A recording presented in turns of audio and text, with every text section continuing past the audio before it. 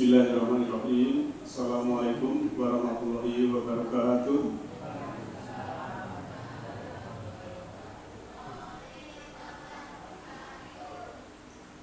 Alhamdulillah, nahmaduhu wa nasta'inuhu wa nastaghfiruh wa na'udzu billahi min shururi anfusina wa min sayyiati a'malina. May yahdihillahu fa huwal muhtadi wa may yudlil falan tajida lahu waliyyan mursyida. Asyhadu an la ilaha illallah wahdahu la syarika lah wa asyhadu anna Muhammadan abduhu wa rasuluhu la nabiyya ba'dah. Allahumma sholli ala Muhammadin wa ala alihi wa sahbihi ajma'in. Amma ba'd. Subhanaka la ilma lana illa ma 'allamtana innaka antal alimul hakim. Rabbi shrah li sadri wa yassir li amri wahlul 'uqdatam min lisani yafqahu qawli. Qala Allah Ta'ala fil Qur'anil Karim, a'udzu billahi minasy syaithanir rajim. Subhanalladzi asra bi 'abdihi lailan minal masjidil harami ilal masjidil aqsal ladzi barakna haulahu linuriyahu min ayatina innahu huwas samiul basir. Bapak Ibu, sahabat semuanya, adik-adik, karang taruna jamaah Masjid Al-Ikhlas yang saya cintai, marilah kita bersyukur di mana senja ini walaupun hujan kita masih diberikan kesempatan untuk memakmurkan masjid dan juga sekaligus sholat berjamaah, silaturahim, dan juga thalabul ilmi. Maka dengan bersyukur yang bermakna membuka mata hati, membuka mata jiwa, membuka mata batin, membuka mata qalbu, disitulah kita akan menghargai pemberian Allah Ta'ala, di mana pada saat ini kita masih segar-segar. Sehat Bu? Bapak-bapak bisa tuh dicampur mau bahasa Jawa, bahasa Indonesia. Terus coba memiliki itu cakri belum bertos. Terus kesehatan menikah biasanya orang itu sesuatu itu berharga kalau sudah hilang atau sudah tidak ada. Enten uang itu, ada orang yang matanya itu tidak bisa kedip Pak. Nonton uang nanti ini tapi kalau itu dia merasa nikmat sekali waktu bisa berkedip. Kira-kira gimana Bu? Dan saya sakit kedip setengah ya. Coba nyoba aku tak orang bisa kedip saja gitu. Kira-kira piye rasanya? Misalnya terus sesuatu yang ada pada kita itu sebenarnya kalau kita nikmati betul-betul ya, itu harus kita inner body ke dalam, syukurnya itu ke dalam. Biasanya kan dengan makan prasmanan pernikahan yang dilihat itu makanannya banyak, wah bersyukur makanannya banyak. Harusnya bersyukurnya ke dalam, wah aku bisa makan enak karena tidak sakit gigi, aku bisa makan enak karena tidak sariawan, aku bisa makan enak karena tidak radang tenggorokan, aku bisa makan enak karena lidahku tidak sakit dan lain sebagainya. Tapi jarang yang bersyukur itu masuk ke dalam. Maka kita yang biasa taklim di masjid, bersyukur jangan hanya yang ada di luar, tapi masuk ke dalam. Artinya nanti kalau kita sudah masuk ke dalam akan mengerti jadi diri kita itu seperti apa.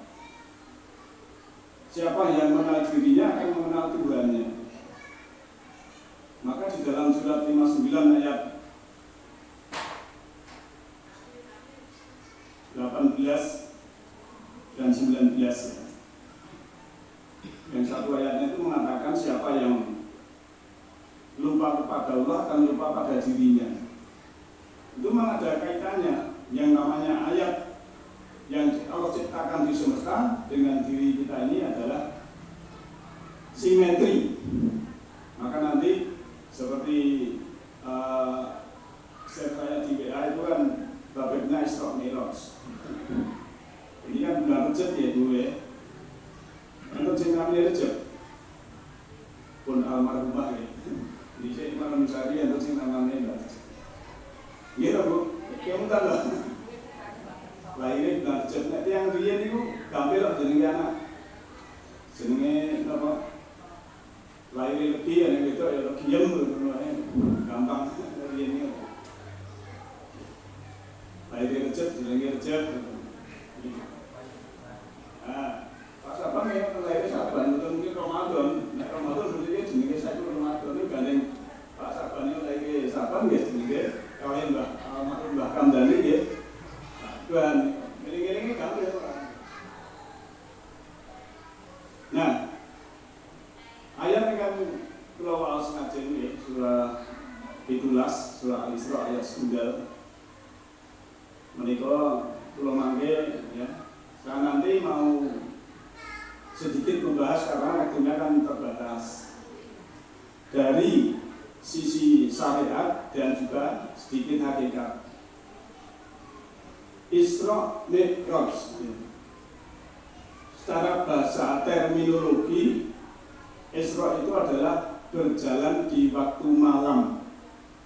Isra Mi'raj itu artinya naik itu ke atas.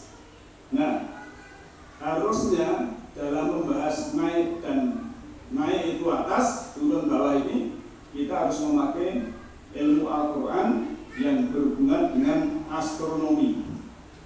Karena kalau tidak astronomi, naik dan turun bagaimana kurang paham.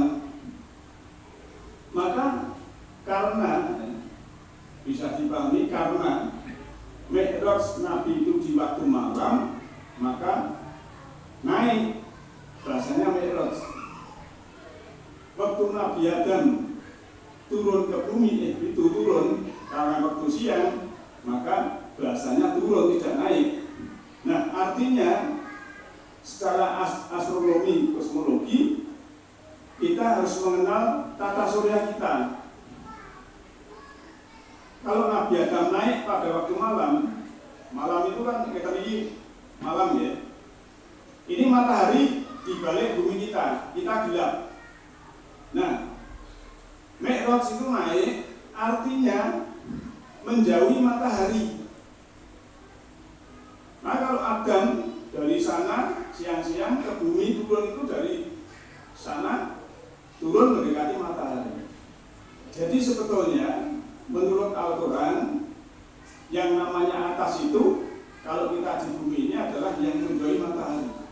Kalau malam ya matahari di balik bumi kita. Ini Amerika pagi ya jam segini. Nanti kalau di sini jam 12 malam Amerika ya siang. Nah berarti kita naik menjauhi matahari, itulah naik. Maka Mi'raj. Kalau turun itu mendekati matahari seperti Adam itu. Jadi secara astronomi kita harus mengerti itu karena bumi, Merkurius, Venus, planet bumi kita. Terus Nabi berarti naik, berarti langsung melewati Mars, Jupiter, Saturnus, Uranus, Neptunus, dan Pluto. Itu namanya Mi'raj atau naik. Ini kita bahas dari syariat dulu. Jadi subhanalladzi maha penggerak Allah, zat yang ya, subhana bisa diartikan maha suci, bisa diartikan maha penggerak. Jadi Allah itu maha penggerak yang menggerakkan alam semesta ini. Termasuk kita ini yang menggerakkan bisa jalan, bisa naik sepeda, bisa makan, itu yang menggerakkan Allah sejatinya. Tapi kadang orang bisa bekerja hasilnya banyak, ini kan jerih payah saya. Dia melupakan bahwa kekuatan itu dari Allah. La haula wala quwata illa billah.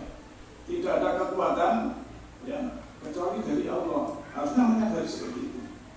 Tapi kadang orang kalau merasa ya misalnya seorang ibu sebagai single parents ya bisa anaknya begini-begini terus bangga dengan dirinya, itu harusnya bersyukur Allah memberi kekuatan.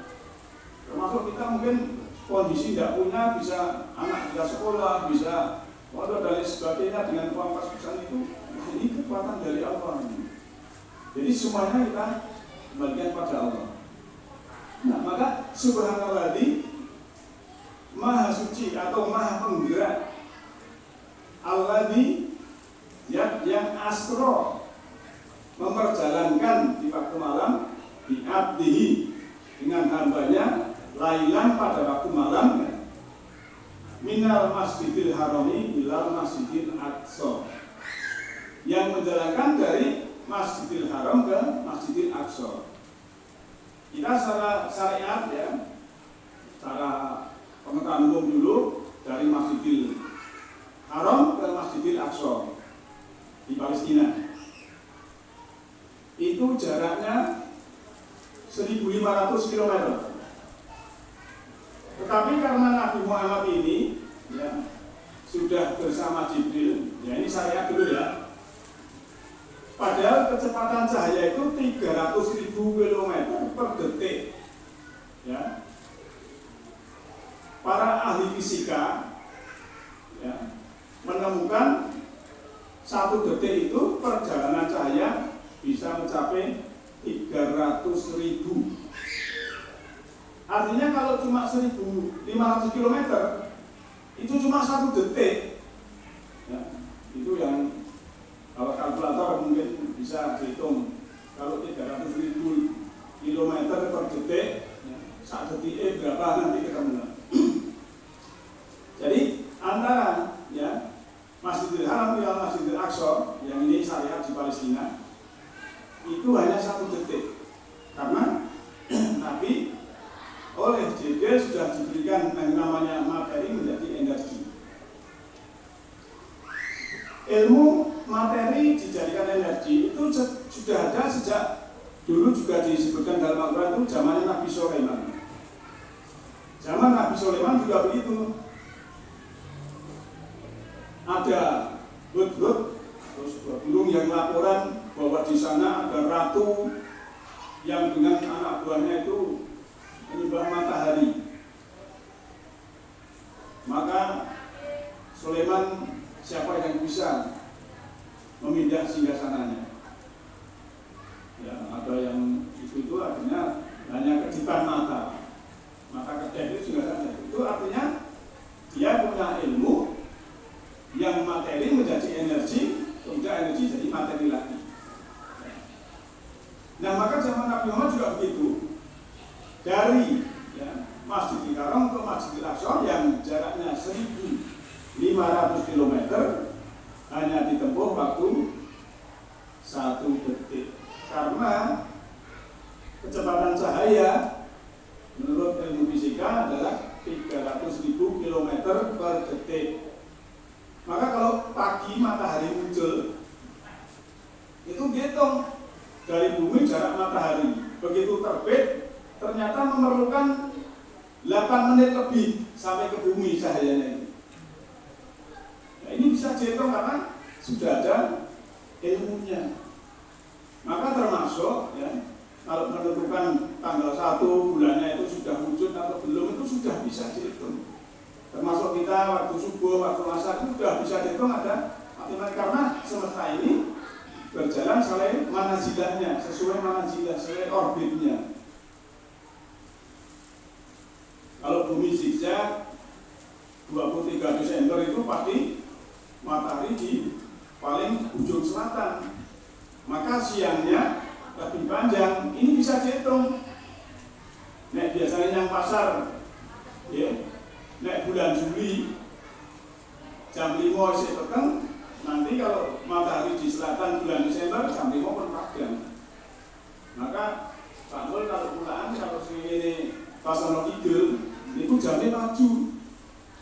Soalnya nek jamnya podo kaya wong kantoran dawa Desember, kecuali nanti kalau Juli ya, matahari di utara panjang malamnya. Ini ilmu astronomi bisa dipelajari. Nah, maka kalau dari Masjidil Haram ke Masjidil Aqsa hanya 1 detik, kemudian akan melanjutkan perjalanan ke Sidratul Muntaha, ya dengan kecepatan yang luar biasa itu, sehingga Nabi yang tadinya dimensinya material menjadi dimensi energi. Nah, Bapak Ibu yang saya hormati, maka tadi saya sebutkan subhanalladzi asra bi 'abdihi ila subhanalladzi asra bi 'abdihi lailan pada waktu malam minal masjidil harami ila masjidil aqsa. Alladzi barakna haulahu. Alladzi yang barakna diberkahi haulahu sekitarnya, sekelilingnya. Jadi Nabi waktu berjalan itu sekelilingnya itu diberkahi, dilindungi. Tidak kena hantaman meteor, tidak kena hantaman asteroid, dilindungi karena barakna haulahu. Kemudian linuriyahu min ayatina, untuk kami perlihatkan ayat-ayat kami atau tanda-tanda kami. Jadi Nabi itu tahu Pak tata surya, tahu. Kalau dulu belum tahu namanya, mungkin belum ditemukan Jupiter, Saturnus, Neptunus, tapi sudah tahu itu ada yang namanya planet semisal bumi. Minar arti mislahunda, itu surat Tolak ayat 12. Nabi tahu, cuma waktu itu belum disampaikan pada sahabat karena sahabatnya belum mengenal itu. Maka Allah itu membukakan ilmu disesuaikan dengan kecerdasan dan peradaban manusia. Waktu mbah kita masih hidup, mungkin tahun 60-70, listrik aja belum sampai sini, apalagi HP. Itu kalau dijelaskan sesuatu yang bukan teknologi, ya kaget, mustahil. Tapi ternyata ya, zaman kecil saya itu televisi hanya hitam putih Pak. Yang punya satu RT itu paling 2-3 orang. Ganti berwarna, ganti sekarang digital, luar biasa. Teknologinya itu makin canggih. Sekarang kalau pakai digital kan jernih, bersih, ya, menyenangkan. Ya. Apalagi yang suka sepak bola, ngantuk diriwangi, beda. Misalnya demikian. Nah, teknologi masih terus disesuaikan dengan kecerdasan dan peradaban manusia. Maka dalam surat Tolak ayat 12 itu ada istilah ya, yatanazalul amru bainahuma. Di antara bumi dan planet itu nanti akan naik turun bainahuma, di antara keduanya. Artinya besok mungkin cicit kita atau canggah kita yang mungkin 1000 tahun lagi ditemukan teknologi yang bisa bumi ini mencapai ke Mars, Jupiter, dan mungkin juga menemukan kehidupan yang lain. Nah, oleh karena itu kembali ke sini ya. Lailan minal masjidil harami ila masjidil aqsa. Alladzi barakna haulahu linuriyah. Jadi sudah diberkahi kelilingnya. Dalam perjalanan itu tidak dihantam oleh meteor, tidak dihantam oleh benda-benda angkasa, asteroid dan lain sebagainya, sehingga selamat. Namanya diberkahi. Dan juga diperlihatkan ayat-ayat ini. Banyak ayat-ayat yang dilalui oleh Rasulullah. Innahu sungguhnya dia Allah itu Umas Samiul Basir, Maha mendengar lagi Maha melihat. Jadi Allah itu Maha mendengar, Maha melihat. Kalau kita minta kepada Allah nggak usah keras-keras, nanti pelan-pelan sudah tahu, karena Allah lebih dekat dari ulama dilihat kita. Dan Allah lebih mengetahui apa yang kita butuhkan. Sebenarnya Allah itu kan sudah memberi, kecuali kecukupan kebutuhan kita, Pak.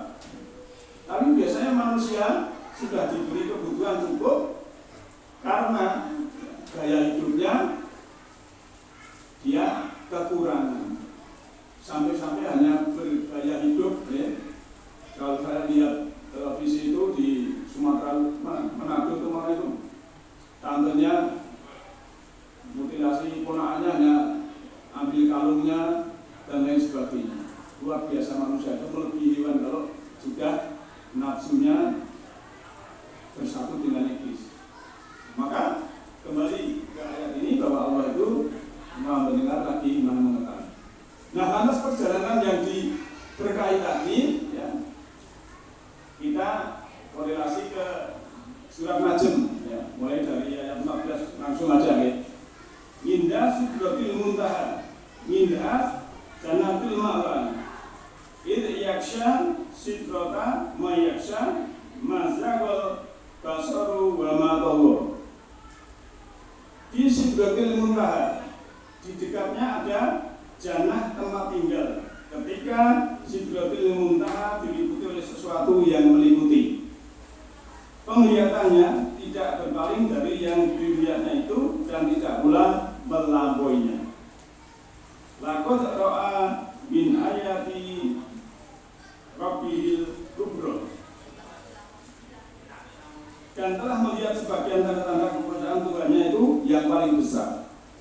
Nah, secara syariat tadi, ya, sudah indah sidratil muntaha, di situ ada jannatil ma'wa. Jannah itu diterjemahkan umumnya itu surga. Surga itu sebenarnya kurang tepat. Jannah itu adalah taman keindahan, taman kesejukan, taman kedamaian, taman keselamatan. Tapi kalau surga itu kan dari bahasa dulu, ya, suatu luto. Kalau kemudian melihat Pak Dalang itu kan suwargo, tempat para jiwa atau tokoh-tokoh itu yang sudah meninggal. Dari bahasa itu, tapi sebenarnya jannah itu adalah tempat taman yang indah.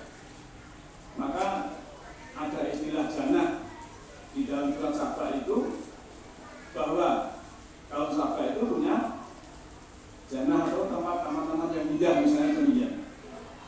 Nah, maka di situ, ya, ini saya dulu bahwa di dekatnya itu setelah di situ Nabi melihat bahwa di situ ada jannatul ma'wa, yaitu surga tempat tinggal. Dan di situ itu sesuatu yang meliputi. Jadi, ya, sesuatu yang meliputi itu karena itu taman, ya, indah dan luar biasa. Kalau cara saya, ya, Nabi melihatnya dengan sungguh-sungguh.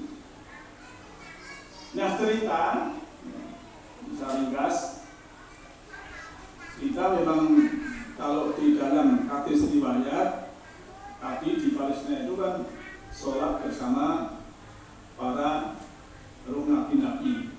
Tapi ada yang kurang setuju karena mau ke sana mau terima sholat kok sudah sholat. Ini masalah khilafiyah saya tidak bahas, ya. Tapi intinya kalau dia di sana, ya, tadi kan ada sidratil muntaha.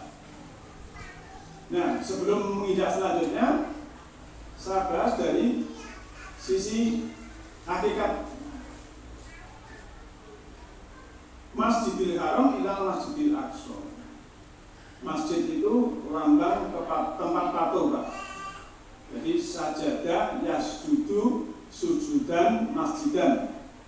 Kalau yang sinau sorot, ya, akar kata fi'il madinya sajadah, dia telah duduk, yasjudu, dia sedang atau akan duduk, ya, patuh apa sujud, ya, sujud. Jadi sajadah telah sujud, yasjudu sedang atau akan sujud, ya.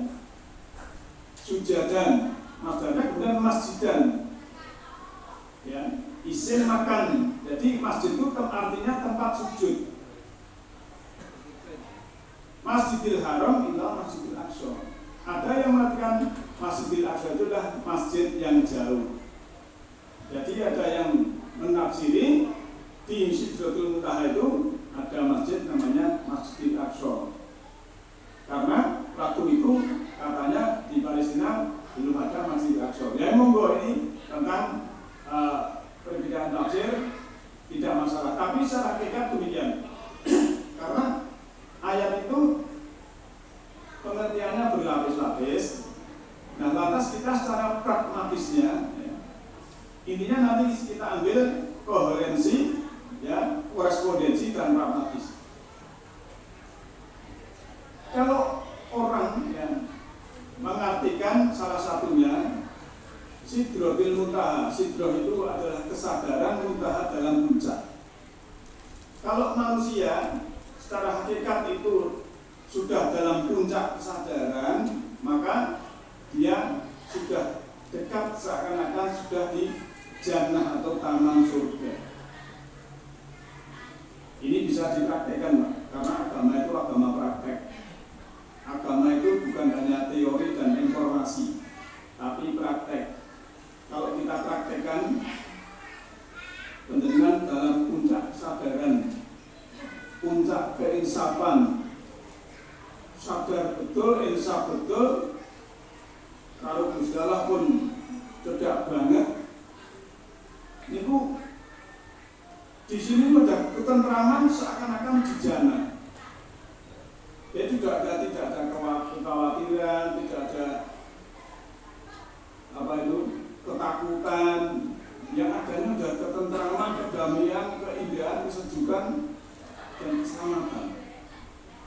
Karena dalam puncak kesadaran mau marah tidak jadi, karena sadar dia bernafas, menghirup, mengeluarkan.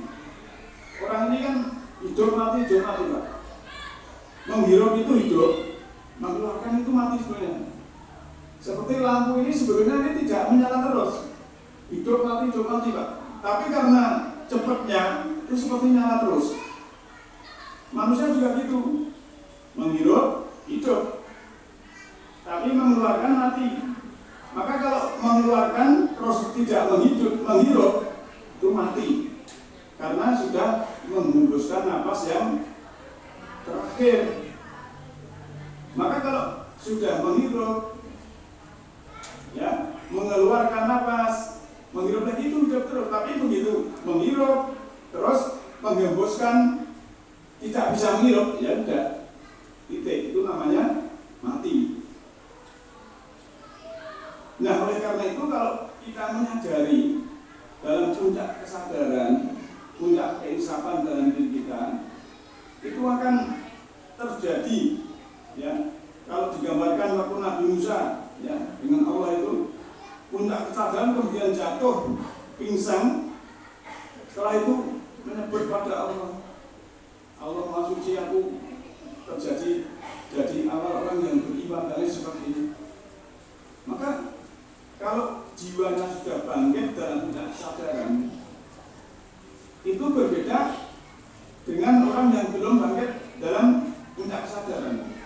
Nah, kesadaran itu masih rendah, Pak. Masih suka marah-marah, sakit hati, kecewa, ya, merasani orang, menjelekan orang, apalagi termasuk pelit, medit, ya, gerai, iri, dan lain-lain. Itu kesadaran. Tapi kalau orang sudah kesadaran tinggi, ya, diejek juga tidak sakit hati, tidak tumbang, disanjung juga tidak kemlungkung, disanjung juga tidak terbang. Artinya stabil dalam kesadaran tinggi. Maka yang diperlukan kita beragama ini adalah selalu dalam kesadaran dan keinsafan. Karena yang namanya setan itu di sana sini selalu membisikkan yang tidak baik kepada kita. Nah, itu Bapak yang saya hormati. Maka ya, di ayat ini bahwa secara hakikat kalau sudah Sidratul Muntaha, di puncak kesadaran, ya. Sekali lagi, sidroh itu kesadaran, muntaha itu puncaknya, manusia itu sudah seperti di dalam jannah. Nah, jannah itu bisa diartikan tadi secara umum adalah surga, bisa diartikan yang tepat adalah taman, taman kedamaian, taman kejujuran, taman keindahan, dan taman kebaikan, dan lain-lain. Nah, oleh karena itu, kembali ke syariatnya. Waktu di sana, menurut hadis riwayatnya, saya mengatakan hadis riwayat ini, tapi nanti kita melihat Al-Qurannya juga, bahwa Nabi menerima perintah sholat. Dan ini saya ringkas, ya. Kan cerita itu kamu usah mau sholat kok saya dengan kita lagi dan seakan-akan kan ya secara nalar itu kok secara orang ngerti keadaan, masuk bolak balik dan sebagainya. Yaitu karena itu cerita hadis, ada yang mensorekan, ada yang tidak. Tapi bagi kita tidak penting, yang penting adalah sholat itu. Maka dalam sejarah Nabi mengatakan sholat itu adalah mi'rajul mukminin. Naiknya seorang mukmin itu adalah waktu sholat, itu mi'raj. Kita itu sholat mi'raj. Maka kita secara hakikat mi'raj untuk kita itu ya sholat itu. Dalam puncak kesadaran, harusnya sholat itu memang kita dalam puncak kesadaran.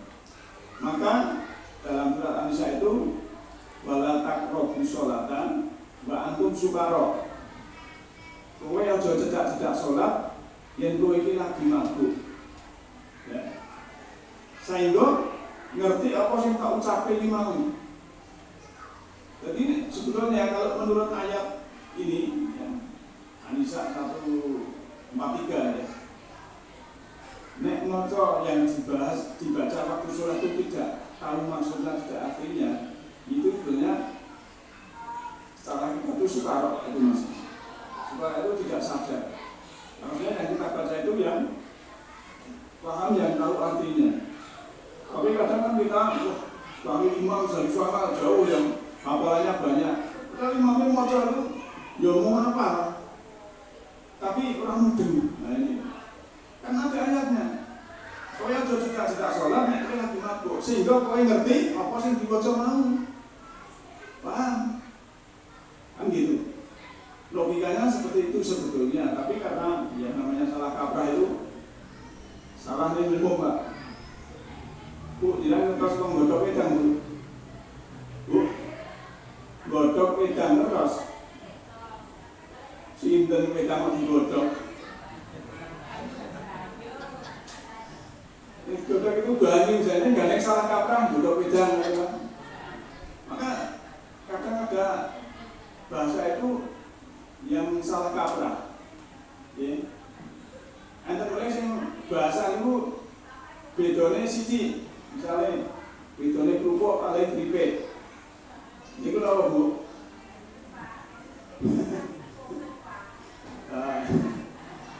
Bedone itu ben huruf. Nek kripik nganggo i, nek kerupuk nganggo u.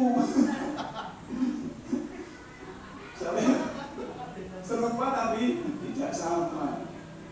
Misalnya terus ya itulah sebetulnya kembali ke sini tadi ya, fokus kita waktu sholat itu namanya mi'raj untuk orang-orang yang beriman. Lantas kita menginjak ke sholat ya. Sholat itu kan banyak sekali perintahnya. Tapi perintah yang paling awal itu dalam surat Toha ayat 14. Ya. Di situ kan disebut fa'budni ya. Ba'aqimi sholat bidzikri. Kamu menyembah aku dan tegakkanlah sholat untuk mengingat aku. Nah, di sini kelihatan secara hakikat sholat itu mengingat Allah. Lidzikri Pak. Surat Toha ayat 18. Nek sholat Allahu Akbar, waduh udah nih, memang ini ya. Itu berarti dirinya masih mau mulai kunci. Orang ketemu barang Allahu Akbar, wah iya kunci ini mau tak jandal ini orang. Pokoknya saya tinggal dagangan, ya. Duit tutulan tinggal salah. Allahu Akbar terus tumbas. Kalau aku sebenarnya, misalnya, maka lidik ini harus kita siapkan sebelumnya. Kita juga mengetahui syariat dan hakikat. Mulai dari wudu, ya. Syariatnya kita mengikuti telapak tangan, kita cuci tangan kita. Ini hakikatnya kita juga membersihkan tangan ini, jangan berbuat yang tidak baik. Menguplai kancane, ya. Tanda tangan palsu, nggak boleh. Mijoli sandal, misalnya. Tangan beliau, ini suruh mencuci, masuk sampai sini. Wajah juga suruh membersihkan. Itu syariatnya. Hakikatnya, ya mata ini harus melihat yang baik, ya. Mulut ini bicara yang baik. Mulut penjaringan ini diparingi talingan kalih tutuk setunggal. Tapi napa? Beno kae ngrungokne karo omonge ngono. Nek tutuke kalih kupinge siji wah repot. Ini kita kira ini kalau kita sadari terus tangannya loro kok mulutnya go siji. Nek nganti kayak tangan loro mulut tutuke go siji kok nganti kali itu nih kebangetan wong iki. Ya. Dan tutuke loro tangan siji lah kuwi luwe masuk akal. Gusti Allah ini pun sangat adil, luar biasa. Kayak tangan loro, sikil loro, guru apa? Minoni, misalnya ciok nanti. Kalau itu artinya kan berarti malas. Nah ini semua itu tadi kita bersihkan kalau kita wudu, ya.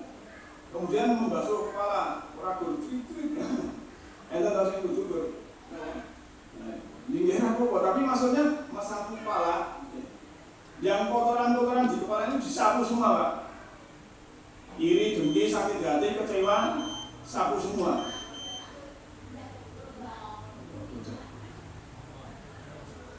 Ini cocok ya? Ya. Terus sampai sini ya. Nanti lain kali dilanjutkan untuk apa? Hakikat wudu dan sholat. Keluar dari jam 3 ini jamnya cocok. Ya, alhamdulillah. Mugi-mugi nanda toyo dengan sehat, sakit sholat, sakit dan syariat. Yati lahu lillahi mayasa. Allah memberikan petunjuk cahayanya semesta wali kepada kita semua. Nasrul minallahi wa barakatuh. Alhamdulillahirabbil alamin. Assalamualaikum warahmatullahi wabarakatuh. Alhamdulillahirabbil alamin.